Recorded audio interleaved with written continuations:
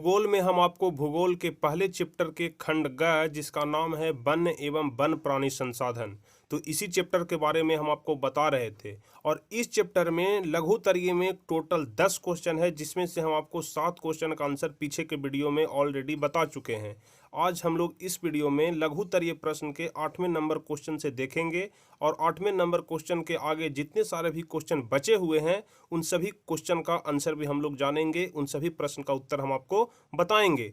तो चलिए वीडियो को शुरू करते हैं और आपको बारी बारी से एक एक क्वेश्चन का आंसर हम आपको बताते हैं। तो आप सभी लोग जल्दी से वीडियो को लाइक कर दीजिए। चैनल पर नए हैं तो चैनल को सब्सक्राइब करके बगल में घंटी वाला आइकन है उसे दबा लीजिए, ताकि आने वाले सभी वीडियो का नोटिफिकेशन आपके पास सबसे पहले पहुंचते रहे। तो देखिए 8वां नंबर क्वेश्चन कह रहा है कि 10 लुप्त होने वाले पशु पक्षियों के नाम लिखें। 10 वैसे पशु पक्षी का नाम लिखना है जो लुप्त होने के कगार पर पहुंच चुके हैं। तो सबसे पहले हम लोग 10 पशु का नाम देख लेंगे और उसके बाद हम लोग लुप्त होने वाले पक्षियों का भी नाम बारी बारी से देख लेंगे। तो देखिए भारत विश्व का 8वां वनस्पति जगत में स्थान रखता है, परंतु विकास की धार में बहुत सारे पशु पक्षी विलुप्त होने के कगार पर पहुंच चुके हैं, जिसमें सबसे पहला नाम है चित्तल, कृष्णा साँड़, भेड़िया, अमुख मृग, नीलगाय, भारतीय खुरंद, बारहसिंघा, चीता, गैंडा, गिद्ध और सिंह। तो यही सब यह जीव जंतु हैं जिनका धीरे धीरे विलुप्त हो चुका है, विलुप्त होने के कगार पर पहुंच चुके हैं। अब आगे हम लोग देखेंगे पक्षियों के नाम जो कि विलुप्त होने के कगार पर पहुंच चुके हैं। तो उनमें सबसे पहला है हंसवार, हवासील, सारंग श्वेत सारस, बुसर बगुला, पर्वतीय वटेर, मोर, डियूगोंग एवं लाल सांगा है। तो हम आपको सारे पशु और पक्षी का नाम बताए जो कि विलुप्त होने के कगार पर पहुंच चुके हैं। तो आप सारे पशु और पक्षी का नाम अपने दिमाग में ध्यान से रखिएगा, आपके एग्जाम में पूछा जा सकता है। अब 9वां नंबर क्वेश्चन हम लोग देखेंगे, वन्य जीवों के ह्रास में प्रदूषण जनित समस्याओं पर अपना विचार स्पष्ट करें। कि वन्य जीवों के ह्रास में जो प्रदूषण जनित समस्या है उस पर अपना विचार स्पष्ट करना है। तो देखिए हम लोग देखेंगे कि वन्य जीवों के ह्रास में वनों की कटाई के बाद प्रदूषण दूसरी सबसे बड़ी समस्या है। यह लाजमी है कि यदि वन की कटाई होगी तो प्रदूषण की समस्या अपने आप बढ़ जाएगा। तो वन जीवों के ह्रास में वनों की कटाई के बाद प्रदूषण दूसरी बड़ी समस्या है। मतलब अगर वन की कटाई होती है तो उससे वन्य जीवों का ह्रास होता ही है, और इसके अलावा प्रदूषण भी बहुत बड़ी समस्या है। प्रदूषण से न केवल हम मानव बल्कि वन्य जीव भी प्रभावित होते हैं। जल प्रदूषण, ध्वनि प्रदूषण, वायु प्रदूषण एवं रेडियो धार्मिक प्रदूषण से वन्य जीवों का काल प्रजनन शक्ति, आवास, भोजन आदि पर गहरा प्रभाव पड़ता है और इसका ह्रास हो जाता है। कहने का मतलब कि प्रदूषण के कारण क्या होता है कि प्रदूषण से जल प्रदूषण होता है, ध्वनि प्रदूषण होता है, वायु प्रदूषण होता है एवं रेडियो धर्मिक प्रदूषण होता है। इससे क्या होता है कि वन्य जीवों के काल प्रजनन शक्ति, उसके आवास पर, भोजन पर और इत्यादि सभी चीज़ों पर गहरा प्रभाव पड़ता है और इसका धीरे धीरे ह्रास शुरू हो जाता है। अब 10वां नंबर क्वेश्चन क्या कह रहा है कि भारत के 2 प्रमुख जैव मंडल क्षेत्र का नाम एवं क्षेत्रफल एवं राज्य का नाम बताएं। भारत के 2 प्रमुख जैव मंडल क्षेत्र का नाम, क्षेत्रफल एवं राज्यों का नाम बताना है। तो देखिए UNISCO, ठीक है, इसको आप याद रखिएगा।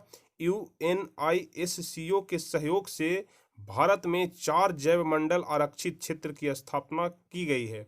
UNISCO का फुल फॉर्म आपको सबसे पहले ऊपर वस्तुनिष्ठ क्वेश्चन में आपको बता चुके हैं, तो वहाँ से आप इसे देख सकते हैं। UNISCO के सहयोग से भारत में 4 जैव मंडल आरक्षित क्षेत्र की स्थापना की गई है। भारत का जैव मंडल क्षेत्र नीलगिरी है जो कि 5520 वर्ग किलोमीटर में फैला हुआ है। इसका फैलाव तमिलनाडु, कर्नाटक और केरल तक है। दूसरा रिजर्व जैव मंडल क्षेत्र नंदा देवी है जो 2236.74 वर्ग किलोमीटर में उत्तराखंड राज्य में फैला हुआ है। जैव मंडल क्षेत्र का आप नाम याद रखिएगा, राज्य का नाम याद रखिएगा और साथ ही क्षेत्रफल का भी नाम याद रखिएगा। सबसे पहला हो गया कि भारत का जैव मंडल हो गया नीलगिरी जो कि 5520 वर्ग किलोमीटर में फैला हुआ है। इसका फैलाव कहाँ से कहाँ तक है तो तमिलनाडु में है, कर्नाटक में है और केरल तक है।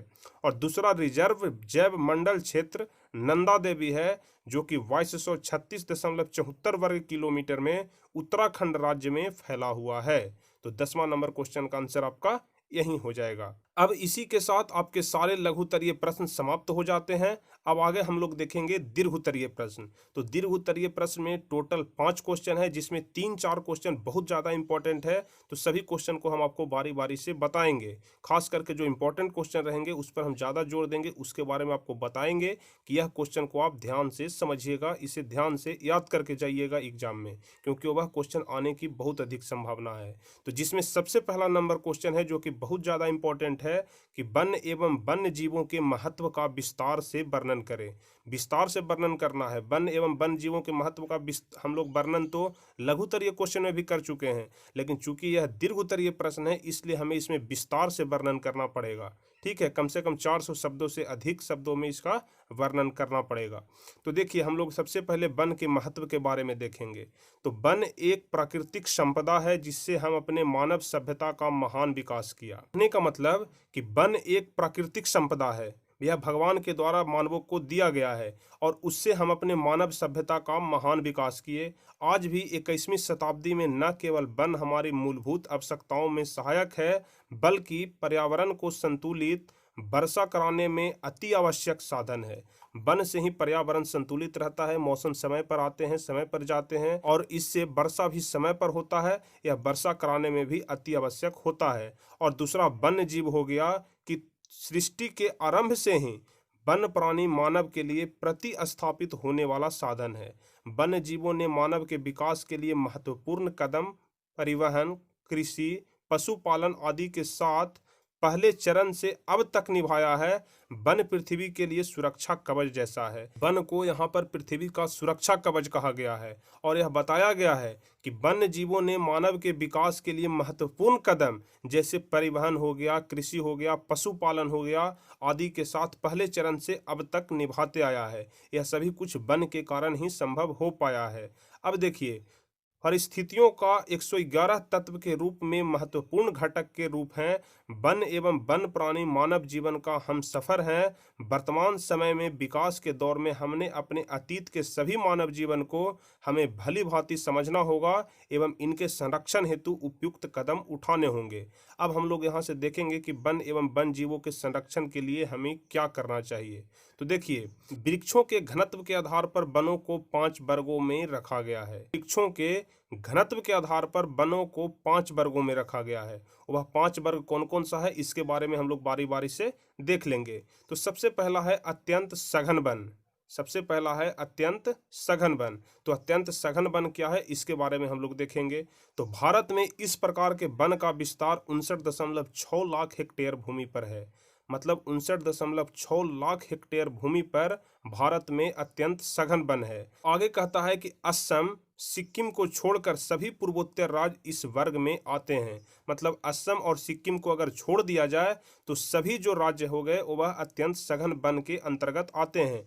इन क्षेत्रों में वनों का घनत्व 75% से अधिक है। मतलब असम और सिक्किम को छोड़कर बाकी जितने सारे भी पूर्वोत्तर राज्य हैं उन सभी राज्यों में वनों का घनत्व 75% है, अत्यंत सघन वन का घनत्व। अब दूसरा नंबर है सघन वन। पहला है अत्यंत सघन वन और दूसरा नंबर है सघन वन। तो इसके अंतर्गत 73.60 लाख हेक्टेयर भूमि आते हैं। सघन वन के अंतर्गत 73.60 लाख हेक्टेयर भूमि आते हैं। हिमाचल प्रदेश, मध्य प्रदेश, जम्मू कश्मीर, महाराष्ट्र एवं उत्तराखंड के क्षेत्रों में इस प्रकार के वन का विस्तार है। यहाँ वनों का घनत्व 62.99%, मतलब कि करीब करीब 63% है। ठीक है, सघन वन का घनत्व जो है वह हिमाचल प्रदेश, मध्य प्रदेश, जम्मू कश्मीर या फिर झारखंड, महाराष्ट्र एवं उत्तराखंड के क्षेत्रों में इस प्रकार के वन का विस्तार है। यहाँ वनों का घनत्व 62.99% है। अब तीसरा कहता है कि खुले वन। 2 प्रकार के वन हम लोग ऊपर में देख लिए, तीसरा नंबर वन है खुले वन। इस प्रकार के वन 2.59 करोड़ हेक्टेयर भूमि पर फैले हुए हैं, जिसमें कर्नाटक, तमिलनाडु, केरल, आंध्र प्रदेश, उड़ीसा के कुछ जिले एवं असम के 16 आदिवासी जिलों में इस प्रकार का वन विस्तार है। खुले वन का विस्तार कहाँ कहाँ पर है तो हम लोग देखेंगे कि सबसे पहला कर्नाटक में, तमिलनाडु में, उसके बाद केरल में, आंध्र प्रदेश में, उड़ीसा के कुछ जिलों एवं असम के 16 आदिवासी जिलों में इस प्रकार का वन का विस्तार है। असम के आदिवासी जिलों में वृक्षों का घनत्व 23.9 89% है। ठीक है, ध्यान रखिएगा। असम के आदिवासी जिलों में वृक्षों का घनत्व 23.89% है। अब जो चौथा प्रकार का वन है वह है आर्या एवं अन्य वन। तो इसके बारे में हम लोग अब पढ़ेंगे कि राजस्थान, पंजाब, हरियाणा, बिहार एवं पश्चिम बंगाल के मैदान में वृक्षों का घनत्व 10% से भी कम है। ध्यान रखिएगा, राजस्थान, पंजाब, हरियाणा, बिहार एवं पश्चिम बंगाल के मैदान में वृक्षों का जो घनत्व है वह 10% से भी कम है।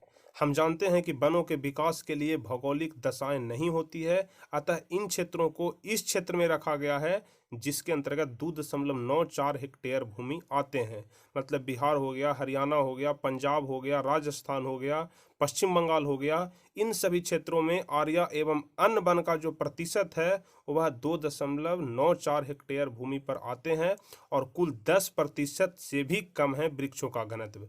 आप लोग ध्यान रखिएगा। अब 5वां नंबर है और सबसे जो लास्ट है मैंग्रोव, जिसको हम लोग तटीय वन भी कहते हैं। तो विश्व के तटीय वन का मात्र 5%, जिनमें भारत का आंध्र प्रदेश, गुजरात, कर्नाटक, महाराष्ट्र, उड़ीसा, तमिलनाडु, वेस्ट बंगाल, अंडमान निकोबार, केरल एवं दमन एवं द्वीप क्षेत्रों में शामिल है। यह देश के कुल भौगोलिक क्षेत्र 0.42% में फैला हुआ है। मतलब जो मैंग्रोव वन है वह विश्व के तटीय वन का मात्र 5% है, जिनमें भारत के आंध्र प्रदेश आते हैं, गुजरात आता है, कर्नाटक आता है, महाराष्ट्र आता है, उड़ीसा आता है, तमिलनाडु है, वेस्ट बंगाल हो गया, अंडमान निकोबार हो गया, केरल हो गया एवं दमन व द्वीप क्षेत्रों में यह सभी प्रकार के वन पाए जाते हैं। मतलब इन सभी क्षेत्रों में मैंग्रोव वन पाए जाते हैं, जिसको हम लोग तटीय वन भी कहते हैं। यह देश के कुल भौगोलिक क्षेत्र का 0.42% में फैला हुआ है। ठीक है, यह देश के कुल भौगोलिक क्षेत्र का 0.42% में फैला हुआ है। तो यही आपका वन एवं वन्य जीवों के जो विस्तार था इसके बारे में यहाँ पर आपसे पूछा जा रहा था। तो इसके 5 पॉइंट है जिसको आपको ध्यान से रखना है और इसी को आपको परीक्षा में लिखना पड़ेगा। तो आपका पहला नंबर क्वेश्चन यहीं पे समाप्त हो जाता है दीर्घ उत्तरीय का कि वन एवं वन्य जीवों के महत्व का विस्तार से वर्णन करें। तो आपको यहाँ पर हम पूरे विस्तार से इसका वर्णन करके आपको बताएं। अगले वीडियो में हम क्वेश्चन नंबर दूसरा से देखेंगे। दीर्घ उत्तरीय प्रश्न के 4 क्वेश्चन और बचे हुए हैं, तो दूसरा नंबर क्वेश्चन से हम लोग अगले वीडियो में देखेंगे। तो हम आशा करते हैं आपको यह वीडियो पसंद आया होगा। अगर वीडियो पसंद आया हो तो इसे एक लाइक अवश्य करें। इसके अलावा जो भी स्टूडेंट चैनल पर नए हैं वह चैनल को सब्सक्राइब करके बेल आइकन दबा देंगे ताकि आगे के भी सभी वीडियो का नोटिफिकेशन उनको मिलता रहे। तो चलिए फिर मिलते हैं हम आपसे अगले वीडियो में। तब तक के लिए जय हिंद, धन्यवाद।